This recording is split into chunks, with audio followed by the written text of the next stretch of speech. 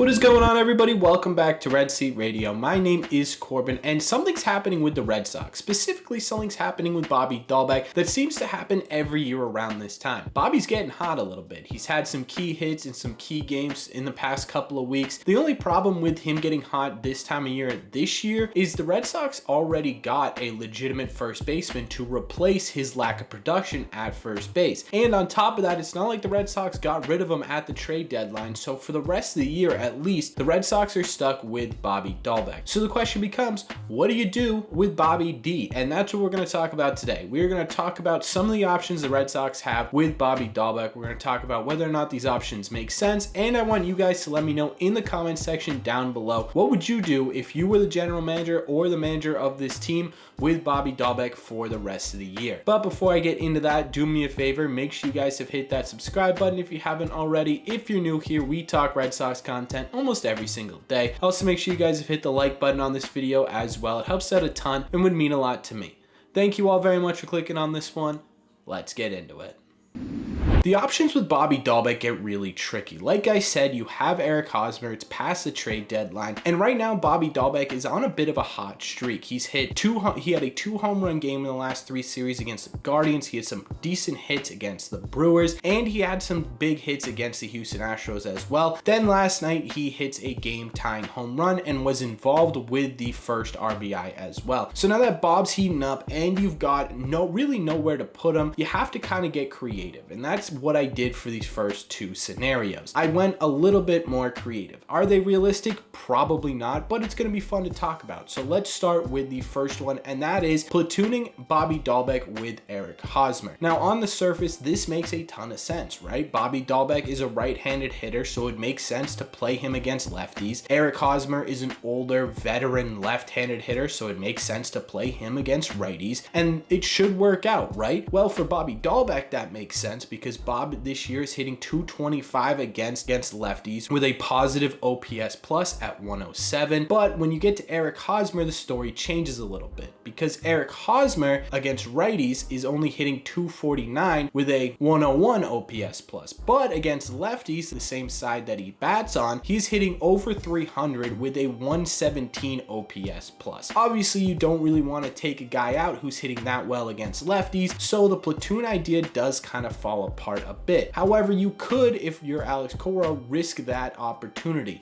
Say, hey, I'm going to play Eric Hosmer against righties and Bobby against lefties because Bob is hot, and we're going to hope that Eric Hosmer figures it out against righty. However, in my opinion, this doesn't seem super realistic just because we're at the point in the season now where you guys know every loss matters, right? All of a sudden, we're down by 4.5, 5 games a wild card spot. If you get down 6, 7, 8, 9, 10 games, you're kind of out of it. If you win 3, 4, 5 in a row, you're back into it. Every game really matters, and I don't think the Red Sox are really in a position to make a ton of chances to say, hey, maybe this works out, maybe it doesn't. Right now we know this is going to work out, let's do it and hope it does, right? That's the way you should be looking at this roster right now. You could also do something a little bit out of the box with Bobby Dalbec and Eric Hosmer, and you could reverse split them. You could have Bobby start against righties and Eric against lefties, and while this would be pretty crazy, it could work out with Eric Hosmer hitting 320 against lefties and Bobby having a more power stroke against righties. He has more home runs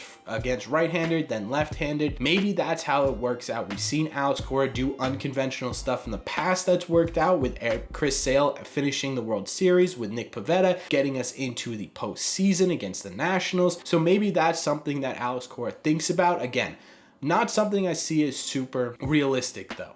The second scenario I have here is just outlandish, but I saw it on Twitter get brought up a little bit, and I figured I'd put it on here and see what you guys think, because I don't think there's any way this is happening. So if I'm wrong, let me know in the comment section down below. But that is that Bobby Dalbec slides over to third base, where he is actually fairly decent defensively. If you don't know, Bobby Dalbec did come up as a third baseman, and this year at third base, he has 0 defensive runs saved, which is pretty much league average. If you think of 0 as the dead median, and plus being plus, obviously negative being worse, then Bobby Dalbec's sitting dead even. At first base, in comparison, he has -5 defensive run saves, which is much worse than the league average, so he's actually decent there at third base. Now you slot Devers into the DH role, and Devers could focus on what he does best, hitting. He's one of the best, probably top 5 hitters in the American League, if not all of baseball, so have him focus on his craft and develop that. We know JD has been great in the past, but he just simply hasn't been great at the plate recently. In his last 15 games, he's hitting only 125 with only 4 RBIs. The thought process here is have Bob get some time in while he's hot, and once he cools down, hopefully that allows both Devers and JD more than Devers, to figure out what's going wrong at the plate, right? Devers is having a little tiny slump, JD's is much bigger. Maybe that time off the field and out of the game gives them the ability to really figure that out. And then once Bobby Dalbec starts to go cold again, hopefully those guys pick him back up. And while I don't hate this idea, I really don't think the Red Sox are going to take Rafael Devers off the field. And my big reason for that is because a lot of what Rafi does is emotion based. You see it in everything he does. When he doesn't do something right, you know it. And I have a feeling that if he were to focus on only hitting, especially during a slump, kind of like he's in right now, again, not a big slump, a tiny little slump, but a slump nonetheless, him only batting could get into his head really easily, and we could start to see that grow and kind of snowball. And on top of that, I still trust JD in the long term more than Bobby Dalbec in the long term. You could also just switch Bobby Dalbec and JD out during the second half of the season at DH against different pitchers, against different slots and stuff like that. That is a little bit more realistic to me. Let JD kind of work out his stuff,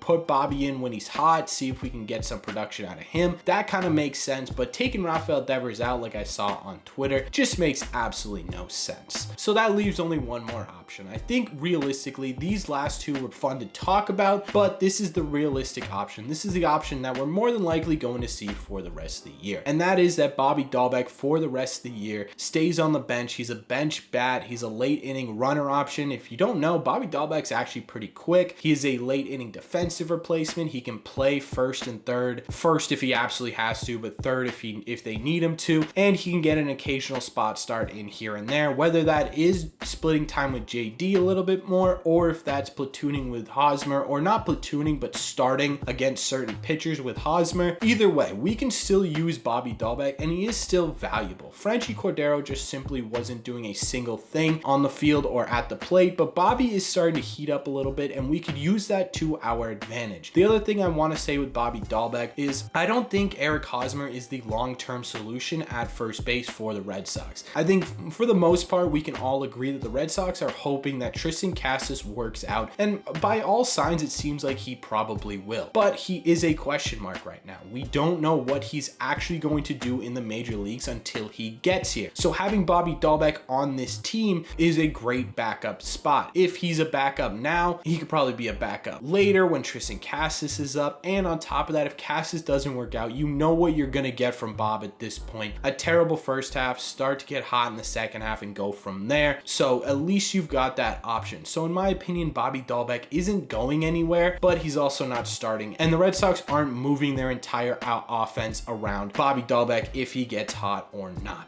But I could be wrong, so let me know in the comment section down below. What would you do with Bobby Dalbec if you were the manager or the GM of the Boston Red Sox? Would you keep him first of all, and how would you play him during the game? Would you have him be an everyday player, a platoon, a bench bat? Let me know all your thoughts on Bobby Dalbec with the Red Sox down below. As always, if you've made it to the end of this video, do me a favor, make sure you guys have hit that subscribe button if you haven't already. If you're new here, we talk Red Sox content almost every single day. Like I said at the beginning, so you made it to the end of this video too, don't be afraid to hit that sub button. Don't be afraid to hit that like button as well. Like I said, it helps these videos out a ton, would mean a lot to me. One more thing, share this with a friend or family member who loves the Red Sox and loves Bobby Dalbec as much as you do. Thank you all very much for clicking on this one, and I will see you in the red seats.